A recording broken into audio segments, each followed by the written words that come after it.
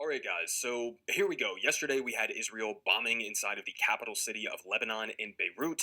Then we had Iran responding to that exactly as they said that they would and launching multiple waves of missile strikes against Israel. Then we had Trump come out and demand that Israel not retaliate against Iran in the hopes that it wouldn't crash the ongoing negotiations. And then we had Benjamin Netanyahu completely ignoring Trump and bombing Iran anyway. So, a lot of important stuff that we got to catch up on here. Of course, off the top, remember to like, comment, subscribe, hit the notification bell, all of that good stuff if you want to help support the channel. Now, with that being said, let's go ahead and start off with the bombing of Beirut. So, here from Dropsite News, they say Israeli forces struck the Dahia district of Beirut's southern suburbs on Sunday, killing at least two people and wounding 11 in strikes on residential apartments, according to Lebanon's national news agency. The strikes came after several weeks during which Israel had refrained from targeting Beirut's southern suburbs amid Iranian pressure via its negotiations with the US. And keep in mind, last week we covered all of these reports that were floating around of how Trump was preventing Netanyahu from attacking inside of Beirut. He had this, reported alleged phone call with Netanyahu where he said, everybody hates you, everybody hates Israel because of all of this, so don't attack Beirut, because Iran was being very explicitly clear that if Israel did attack Beirut and if their campaign inside of Lebanon continued in the way that it was on the trajectory to, that Iran was going to bomb Israel. And they decided to do it anyway. So they bomb inside of Beirut, and we end up in this position. We also had Barak Ravid here, obviously former Israeli intelligence and somewhat mouthpiece for the White House. He said a senior U.S. official told him that the White House did not give a green light on the Israeli strike in Beirut, saying, "We had no part in this," a second U.S. official reportedly told him. Now, it honestly doesn't even matter one way or another whether or not the U.S. decided to greenlight this. The effect is the same, right? Either Trump didn't greenlight this, which means Benjamin Netanyahu is doing whatever he wants. He's effectively walking Trump around on a leash. Or if Trump didn't decide to greenlight this, then that would mean that Trump has basically no control over the situation. And why would the Iranians ever trust any sort of deal that's made with the United States if Israel isn't effectively under our control and they're just going to continue to escalate things in the region? So that was the claim from the White House.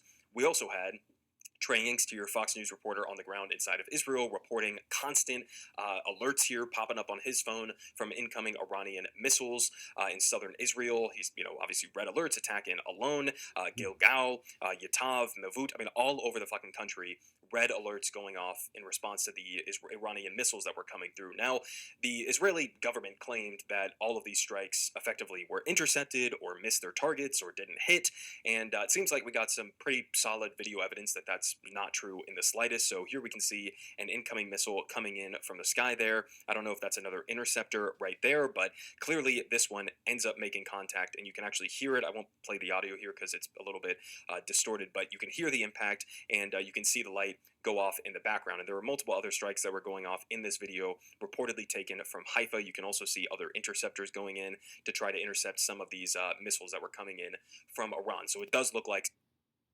Shalom, Kol Yahweh Shemi Shabbat Hashem Kakwadash. Double honors to the elder apostles and elder bishops of Great Millstone, even the elders that came before them that taught us truth. Shalom and salutation to all the brothers out pushing the word in truth and in sincerity, the hopeful elect tabernacle of David. I'm the elder Yahshua. I'm back with the WW3 Daily update. Shalom and salutations to you all. So anyway, yeah, this thing has gotten started back, and this is what it's going to be. Life in what is left of Esau's world is only going to be war, escalating from one day to the next. More war with every day that passes. More war with every hour that passes until it's affecting everyone on the globe. Because this world, this eon, this kingdom ends through the process of World War III. All right, so, let's get the war scriptures. Second Ezra 13. You just got to keep pushing it until they happen, and then we get up out of here. 1330, 1329. Behold, Second as 13:29. Behold, the days come when the Most High will begin to deliver them that are upon the earth, and he shall come to the astonishment of them that dwell on the earth. And one shall undertake to fight against another, one city against another, one place against another. Salakia. One people against another, one realm. And we got to keep reading this over and over as it happens, right?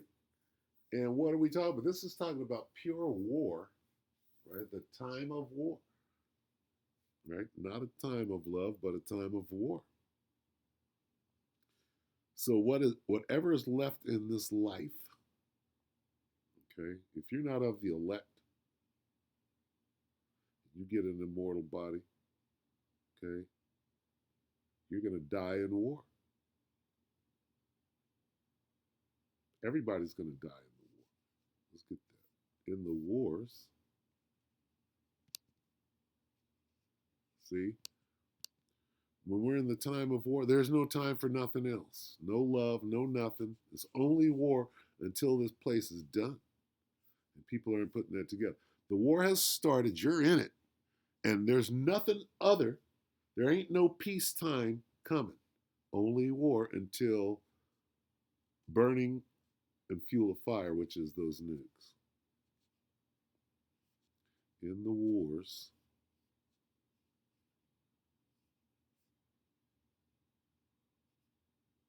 in the wars,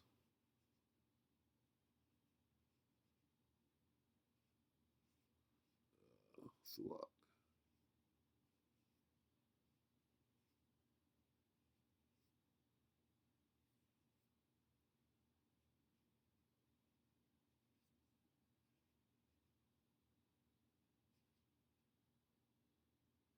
What am I looking for?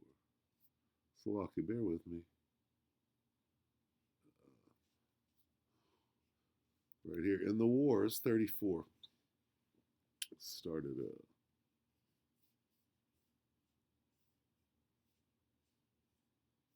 we'll start at 33. Second Ezra 16 and 33. The virgins shall mourn, having no bridegrooms. The women shall mourn, having no husbands. Their daughters shall mourn, having no helpers. We're in this time right now. Go over there and check in the Ukraine and see if this is not true. In the wars, their bridegrooms, their bride, in the war shall their bridegrooms be destroyed, and their husbands shall perish of famine. Go check in the Ukraine right now and see if this isn't overwhelmingly true. In the what? In the wars. So we're in this time right now. We're in the wars. And the wars aren't going to go away until the missiles bring everything to an end. Okay? And that's where we're at right now. We're in the wars and they will not stop. Okay? They're going to keep on going. Of these did effectively hit their targets inside of Israel. We also had, at the same time, Yemen jumping into the picture here from Dropsite News. They say that Yemen struck Tel Aviv and declared a total ban on Israeli shipping in the Red Sea. In the Red Sea. That changes there. Everybody's scrambling talking about the Strait of Hormuz. What about the Bab el Mandab? The Bab el Mandab is about to take center stage.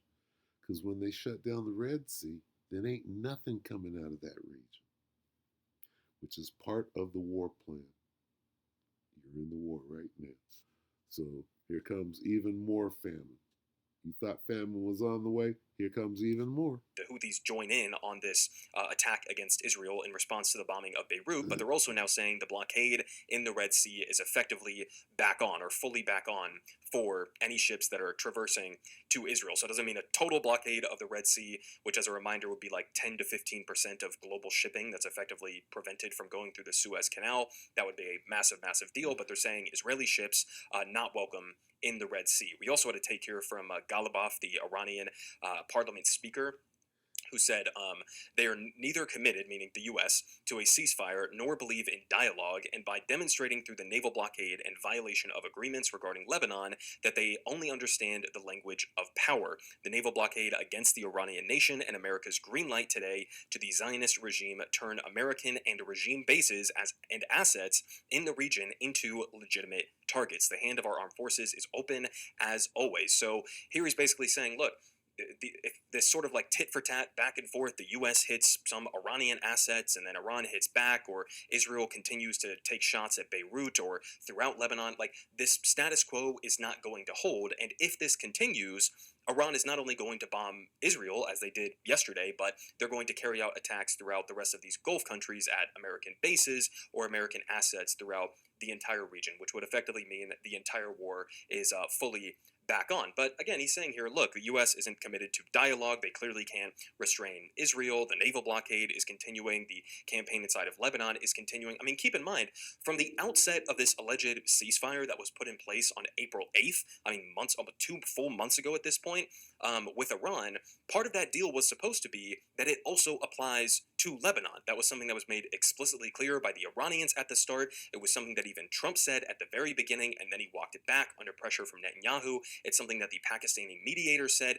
Everybody at the beginning was in full agreement that Israel's murderous campaign inside of Lebanon, their ethnic cleansing campaign in the south, had to stop as a part of this ceasefire. And Israel has violated this ceasefire, I mean, at this point, hundreds, if not thousands of times, again, as they continue with this full blown extermination campaign in the south of Lebanon. Now, we also had Jeremy Scahill here talking to Iranian officials who told him at this point reaching an agreement with Trump is not really feasible. The primary person responsible for the current situation is Donald Trump himself, according to this Iranian official, referring to Israel's massive escalation in its attacks against Lebanon and Iran's retaliatory strikes against Israel. He said, should Israel carry out another attack on Beirut in the coming days, missiles will immediately target areas within the occupied territories in retaliation. The occupied territories, obviously, he's referring to there, are the Gulf countries that house American bases and assets. But he continues, he says, for nearly 20 days, the draft of a potential agreement has been on Trump's desk. Trump is driven by fear of the Israel lobby and his hope that the naval blockade plan will prove effective. Iran will no longer accept or tolerate his current position. The two central issues the official emphasized are number one, Israel's war against Lebanon and expanded occupation of the South, and then number two, Trump's refusal to unfreeze Iranian funds for reconstruction. So, in other words, the core Iranian demands that have not been met yet as a part of these negotiations are number one, Israel has to stop their murderous campaign inside of Lebanon. which they're not going to do, nor have they since they began, through any ceasefire. Okay, fair enough. And number two, to give the Iranians their money back? I mean, like, are Which these supposed to be. give their money back. Which, when Obama did it, then they're still oh, Obama gave them all this money on ballots, and no, they gave them their money back. Stupid. A thief just doesn't get it. A robber, and a thief. Anyway, as you can see, this thing is just gonna slowly ratchet up until you know bigger and more powerful munitions are used. It's going to happen in phases. So, what phase are we in right now? We're in the pre-nuclear. We're in the just on this side of pre-nuclear phase because the chatter and the banter going on the internet right now is that Iran has up to 7 nukes now, making more. 7 to 21 are the numbers that I heard. So, what does that mean? It means that the playing field is leveled off, and this thing's going to take longer than somebody thought. Oh, we're going to go in and do them like we did Venezuela. Nope. Look at Vlad over there bogged down. When did he go in? 2021, 2020. That thing's 5 years old now. Anyway, yeah, it's just going to continue to, war games. And not war games, real war. Okay? Coming to Babylon the Great. All right? Coming here. Babylon is fallen, is fallen. The war ain't coming here. I don't have to get it. All right. So anyway, and I mean that's not the only agenda of the war. There's a parallel scheme. There's a parallel device. Okay. So let's get this device. 2 Corinthians 2:11. In order schemes. In order that Satan should not outwit us, for we are not unaware of his schemes, his devices. So with that, we'll just keep our eye on the war and be war tomorrow and war the next day and more of the same, a little more each day. All right, with that, we pray the elect will edify you, brother and sister. Shalom.